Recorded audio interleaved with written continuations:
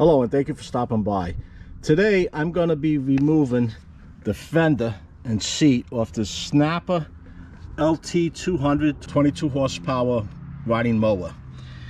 The reason I'm removing this fender is to get to the gas tank that's underneath. Last week I cut the grass, I didn't have any problem at all. This week I go to start it up, wouldn't start.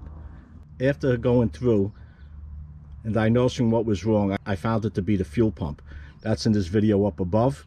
I have a fuel pump on order, supposed to arrive today. I want to take this off and clean that tank out. Now last year I cleaned this tank out and I just sucked the gas out using one of these pumps. They come in a variety of forms. This one here I had for a while, but I'll put a link down below if you're looking for something like this. Generally I use this to pull oil out of an engine that doesn't have a drain plug underneath. And on this, what I would do is I have the fuel line disconnected. I would stick that long tube, this long tube, into the tank and suck it all out. But it's the beginning of the year and it's only the second time I'm mowing, and I don't want to have to do this again. Now I thought I had it cleaned out last year, but look what was in this fuel filter.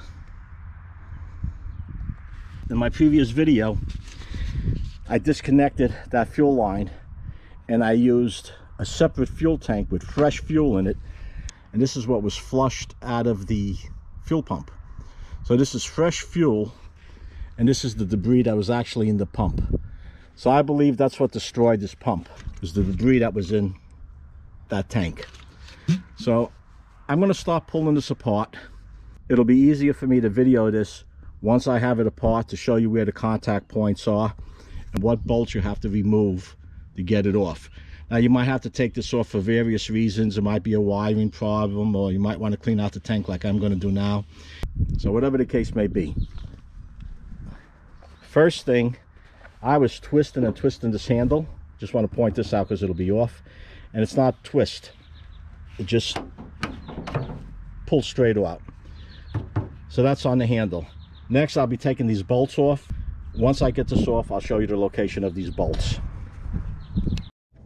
I have to say, this is a lot easier than I thought it would be. A lot easier than the Craftsman and a lot easier than the Toro. There was a total of 4 bolts that had to come out. Right over here on the footrest, there was a bolt with a nut on the bottom. The same on that side there. Under the seat, you have 2 bolts, and these all require a 1/2-inch socket. So they're all the same socket. On some of the mowers, they actually have bolts under the tag. You have to peel the tag up to get to the bolts. This came right out. Took a little wiggling and jiggling to get it out, but it was fairly easy. This gets in the way. If you're by yourself, you might want to take the seat off to eliminate some of the weight. If you have 2 people, it should come right out. Don't forget to unhook the safety on the seat. And this one here has a cigarette lighter. Unhook that so you don't break them off. You have to take the gas cap off to slide it out because the gas cap is bigger than the hole that it goes through. So now I'm going to remove 1, 2, 4 bolts. I'm going to pull this tank, going to clean it out, wash it up really good, check this fuel line, make sure the fuel line's okay. And if I don't have to replace the fuel line, once this dries out, I'll put it back on.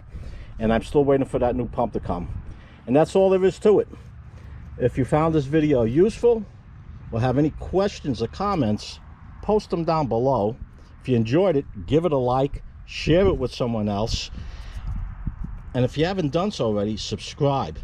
It means a lot when you share my videos, comment on them, and pass them along. It helps the channel, it helps me, and I really appreciate it.